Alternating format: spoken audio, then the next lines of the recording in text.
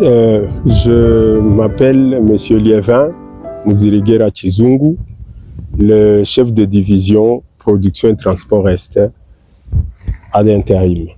Là, nous sommes à la centrale Ruzizi 1. Cette centrale qui a été mise en service depuis 1958. En 58, c'était le groupe numéro 1. 59, le groupe numéro 2. 73, le groupe numéro 3. Et 74, le groupe numéro 4. Actuellement, cette centrale présente beaucoup de problèmes, étant donné qu'elle a déjà dépassé plus de 60 années de fonctionnement. Alors, comme je viens de dire, le groupe numéro 1 et le groupe numéro 2, des très vieilles, n'ont jamais été réhabilités depuis la mise en service. Il n'y a que le groupe numéro 3 qui avait été réhabilité de 1989 en 90 et le groupe numéro 4 avait été réhabilité dernièrement de 2009 à 2011. Alors, quels sont les grands problèmes que nous avons dans l'exploitation de cette centrale? Nous commençons d'abord par le lac de retenue. Voici notre lac de retenue qui initialement avait la capacité de 1 480 mètres cubes de volume. Mais maintenant, il y a les problèmes de sédiments qui commencent déjà à apparaître vu la démographie, vu les cultures qu'on fait sur le flanc, vu les érosions. Donc, le volume de la retenue a sensiblement diminué. Le lac de retenue dont j'ai parlé, avec 1 480 mètres cubes de volume initialement depuis la mise en service, mais qui actuellement a sensiblement diminué de volume vu les sédiments. Vous voyez qu'il y a déjà des îlots qui se sont créés dans la retenue. On voit maintenant les flancs, surtout côté Congo, où la terre avait glissé et avait pris encore une grande quantité de volume. Donc actuellement, le volume a sensiblement diminué, qui nécessite aussi d'ailleurs une étude pour savoir exactement qu'est-ce qui nous reste par rapport au volume initial. Parce que déjà pour la centrale Ruzizi 2, ils avaient trouvé que c'était la moitié de leur retenue qui avait été occupée par les sédiments. Probablement qu'ici aussi, on est déjà en deçà de la moitié. Voilà, donc tous les déchets qui viennent de la ville viennent échouer ici parce que d'ici au barrage jusqu'à l'exutoire du lac Kivu, nous avons 4 km.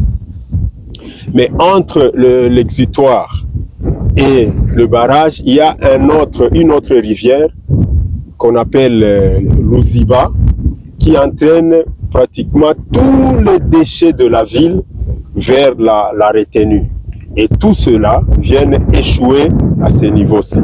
C'est comme ça qu'on a toujours, pratiquement chaque jour, les travaux de dégrillage et de nettoyage de la retenue. Vous voyez que le dégrillage que nous faisons chaque jour pour enlever les déchets ou nettoyer la retenue. Actuellement, nous sommes en train de dégriller. Et ce travail de dégrillage, c'est une opération qui nous prend pratiquement 8 heures par jour. Donc voilà, et ça c'est un travail quotidien.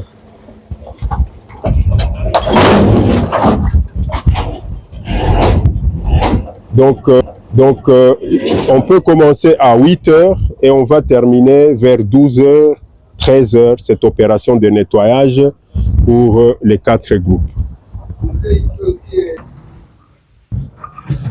Par la même occasion, je précise que cet équipement, c'est le dégrilleur, il date de 1958.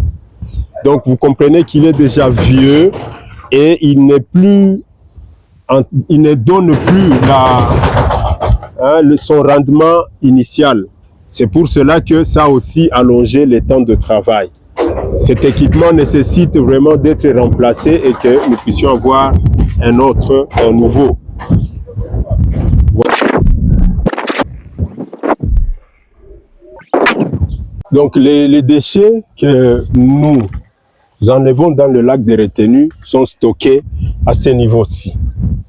Donc on les stocke à ce niveau. Avant, nous avions des ONG locales qui reprenaient les déchets plastiques et les transformaient en pavés.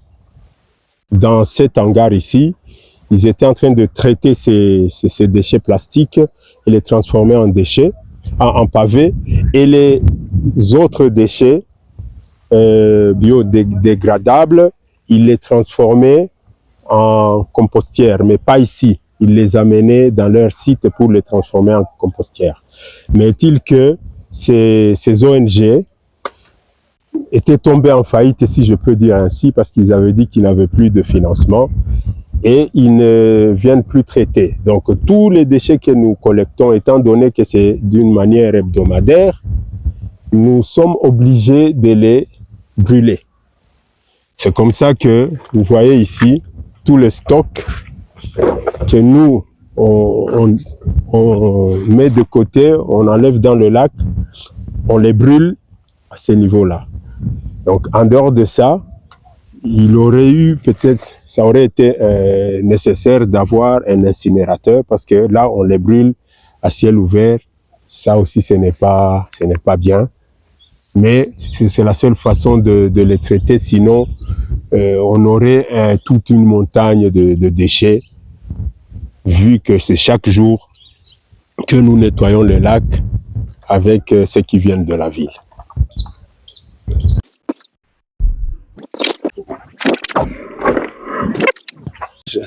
Pour les travaux au niveau du barrage, nous avons le portique ici, qu'on appelle le portique à Batardo Amont.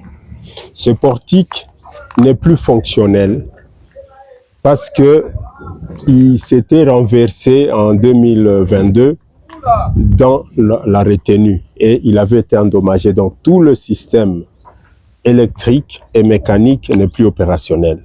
Nous avions seulement entreposé les bâtardeaux, mais nous ne savons pas bâtarder nos groupes.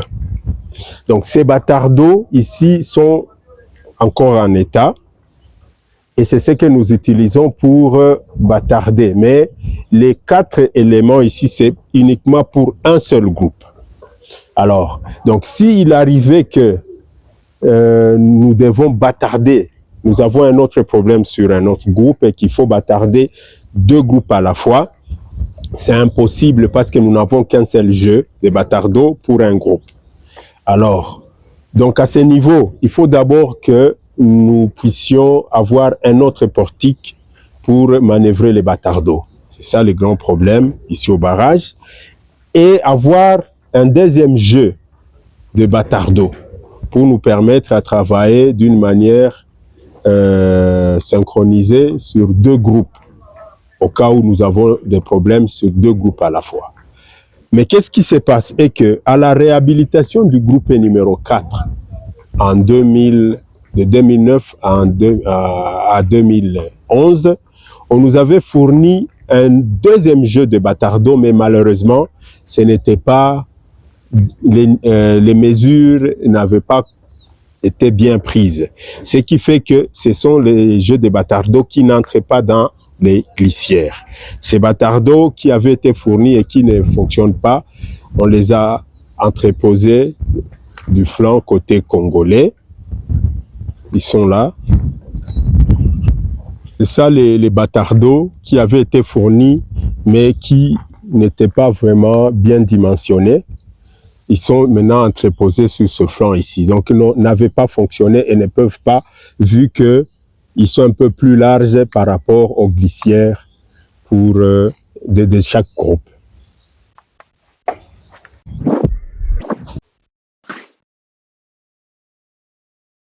Nous avons un autre problème sur les vannes de tête des 4 groupes. Ces vannes de tête présentent des fuites énormes. Donc il y a un problème au niveau des joints, notes de musique. Et cela c'est sur le groupe 1, 2, 3 et 4. Il y a le problème de fuite à tel point que même quand nous fermons la vanne de tête, on sait voir qu'il y a beaucoup de fuites au niveau de la bâche spirale et même au niveau de l'aspirateur, parce que les vannes ne sont pas étanches. Donc il y a le problème d'abord des joints notes de musique. Il y a aussi la vétusté de l'armoire de commande, parce que ces armoires de commande sont aussi de la même génération de 1958-1959. Et là, on peut voir comme le groupe numéro 2 est à l'arrêt. Cette position ici, la vanne est fermée, mais on peut voir les fuites qui sont au niveau de la vanne de tête. Ça, ce sont les fuites. La vanne de tête est déjà fermée, mais on sait voir les fuites, comment est-ce qu'il y en a. Donc, impossible de travailler dans l'aspirateur ou dans la bâche spirale si on n'a pas bâtardé le groupe. Il est impossible, parce qu'avec ces fuites ici, on ne peut pas avoir l'étanchéité au niveau de la bâche spirale. Voilà. Groupe numéro 3 et celui du groupe numéro 4. Et comme j'avais dit, tous présentent de fuites au niveau des joints notes de musique. La particularité pour le groupe 1 et le groupe 2, c'est que même le chêne de translation de vannes, de têtes, sont, je disais que les chaînes de manœuvre de la vanne de tête est déjà en très mauvais état, à tel point qu'il y a beaucoup de points faibles sur lesquels nous avions déjà travaillé.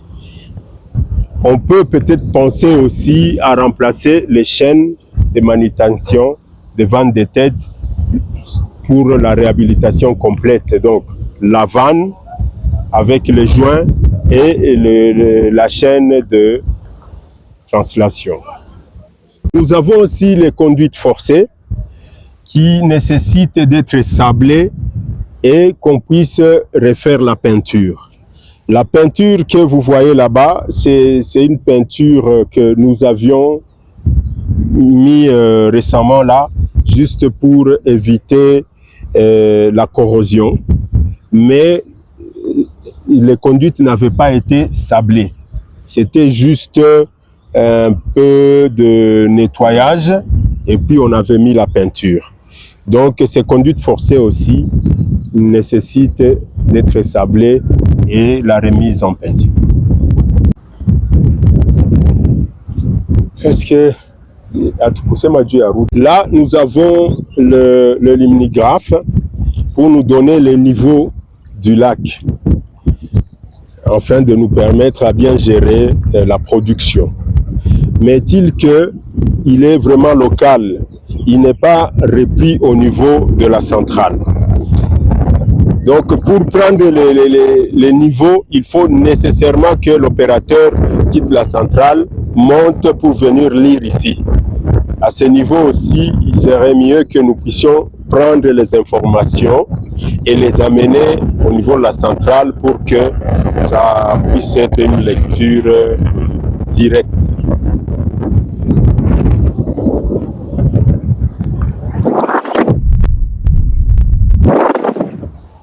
Ça, c'est la route d'accès au barrage. Vous voyez que cette route est en mauvais état. Donc, les gros engins ne peuvent pas arriver au barrage pour soit ramener les équipements, les gros équipements. C'est comme ça que Cette route aussi nécessite d'être réhabilitée, peut-être bétonnée, pour enfin nous permettre de temps en temps à amener des équipements au barrage sans vraiment beaucoup de difficultés. Cette route qui est de 2,7 km, donc plus ou moins 3 km, depuis l'entrée de la centrale jusqu'au barrage. Il y a une entrée côté Conseil, une autre entrée côté douane Ruzizi 2. Si on doit prendre la longueur totale, c'est les 2,7 km. Et cette route-là est toujours souvent par des pluies menacée par des érosions, ce qui fait que sa dégradation est d'une manière permanente. Cette route nécessite d'être bien construite pour garantir les déplacements des équipements de la centrale vers le barrage ou de la cité vers la centrale. Au niveau de vannes de fond, ce sont les vannes d'évacuation de crues et bien sûr de nettoyage aussi de la retenue. Ces vannes ici nécessitent aussi la réhabilitation. Il y a des fuites, évidemment, mais le système de commande de ces vannes aussi nécessite d'être revu. Le système de commande électrique est déjà vieille. On en a 4 et chacune des vannes a une capacité de 58 mètres cubes par seconde au cas où il est ouvert à 100%. Voilà. Numéro 2. Donc ici c'est la vanne de fond numéro 3. Et enfin la vanne numéro 4. Actuellement, c'est 3 vannes qui marchent. La vanne numéro 2 a un problème au niveau de la vis de ça. Vous voyez que la partie qui relie la vis avec la vanne est déjà déformée. C'est seulement cette vanne ici qui n'est pas fonctionnelle à cause de ce problème-là. Mais ce qui est vrai que ce sont des vannes qui nécessitent aussi d'être sablées et rafraîchir la peinture et remplacer aussi les joints.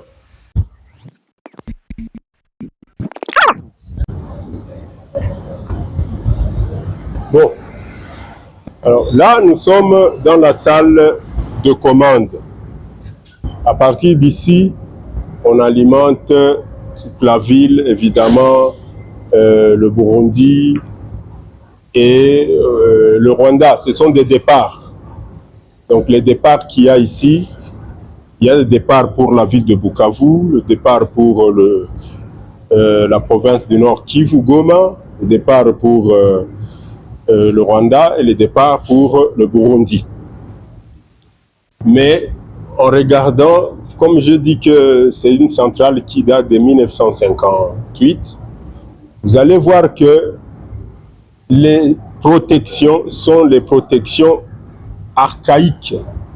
Ce sont des protections électromécaniques, des ABB, électromécaniques. Et vous comprenez qu'ils ont un problème de dérive.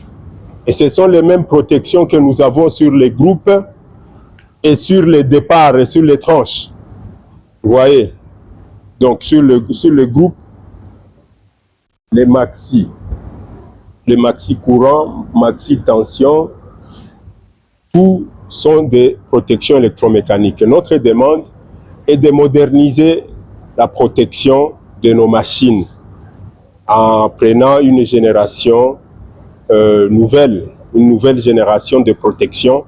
Là, au moins, on peut être sûr que les réglages seront respectés tels que ça avait été programmé, comme dans le cas de protection électronique.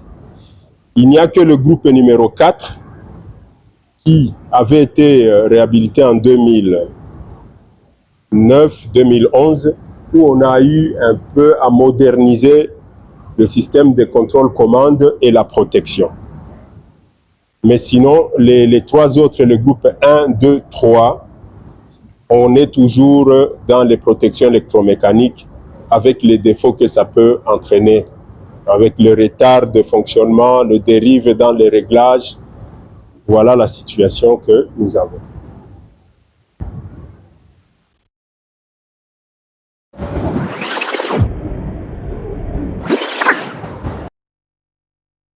Le groupe numéro 2 est à l'arrêt. Ça nous permet au moins de voir ce qui se passe au groupe numéro 1, 2, 3, qui ont l'excitation dynamique jusqu'à présent. Alors, qu'est-ce que nous avons? Comme ce sont des types Kaplan, au niveau du chapeau de réglage, on enregistre de fuites d'huile sur les trois groupes. Ces huiles-là descendent sur les collecteurs des excitatrices pilotes, principales et sur la vague des champs. Ce qui présente des pattes en provenance des poussières qui découlent de balais. Alors, ces frottements-là qui découlent de balais, avec la pâte qui est créée par la poussière, créent maintenant des rayures. Et ces rayures-là bouffent les collecteurs. Et en bouffant les collecteurs, on enregistre des étincelles. Et au fur et à mesure, les collecteurs commencent à se bouffer et ça crée un dysfonctionnement, ce qui fait que nous sommes obligés d'arrêter régulièrement. Mais ce qui est enregistré sur ces trois groupes, c'est que ce sont les collecteurs qui sont bouffés. Alors ça, nous sommes au niveau de la porte de visite du groupe numéro 1. Nous voyons des fuites d'eau qui se manifestent maintenant à l'extérieur. C'est parce que le blindage de l'aspirateur est déjà érodé. Donc le métal étant parti, l'eau s'infiltre et passe par l'eau s'infiltre et passe au travers le béton et ça ressort de l'autre côté de l'aspirateur. Donc les fuites qui viennent du blindage de l'aspirateur sont manifestées au niveau de fûts turbines. Et on sait voir l'humidité qui se présente dans la salle des machines sur les fûts turbines du groupe numéro 3 et le groupe numéro 4. Vous voyez ici pour le groupe numéro 4 qui avait été modernisé, le régulateur de vitesse a été modernisé. Maintenant nous avons un MIPREG 600C. C'est comme ça que ce groupe numéro 4 agit beaucoup plus vite par rapport au groupe numéro 1, 2 et 3 qui sont toujours électromécaniques. Vous voyez que même les tableaux des auxiliaires du groupe numéro 4 avaient été réhabilités avec des équipements. Voilà. Nous allons voir maintenant pour le groupe numéro 3, numéro 2 et numéro 1 qui n'avaient pas été réhabilités, les tableaux des auxiliaires qui est vraiment différent pour le groupe numéro 4. Ça, c'est au niveau du groupe numéro 3. Vous voyez déjà que le tableau des auxiliaires, en comparant avec le groupe numéro 4, c'est vraiment différent. Ça, avec les équipements qui sont là, il y a très souvent des pannes dites, soit les contacteurs qui ne répondent pas, et par conséquent, entraînent le dysfonctionnement des motopompes. Nous sommes dans la salle des pompes Exor. Donc, comme en 2011, après la réhabilitation, on avait remplacé les pompes Exor en mettant deux de 4 mètres cubes par minute et une de 1 mètre cube par minute. Mais actuellement, ces pompes ne sont plus en mesure de drainer toutes les fuites de la centrale. Nous avons été obligés d'ajouter localement une autre motopompe, mais quand nous avons des travaux, des gros travaux qui nécessitent le vidange de l'aspirateur et de la bâche spirale, ces motopompes ici ne répondent pas vraiment, ce qui fait qu'on peut faire pratiquement toute la journée en train de vidanger, alors qu'initialement c'était plus ou moins 1 heure, on avait déjà vidangé complètement.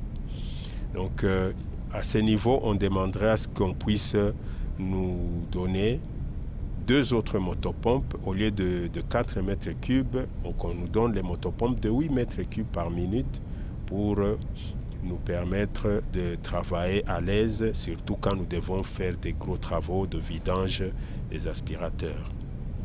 Vous voyez les eaux ici au niveau du groupe numéro 4.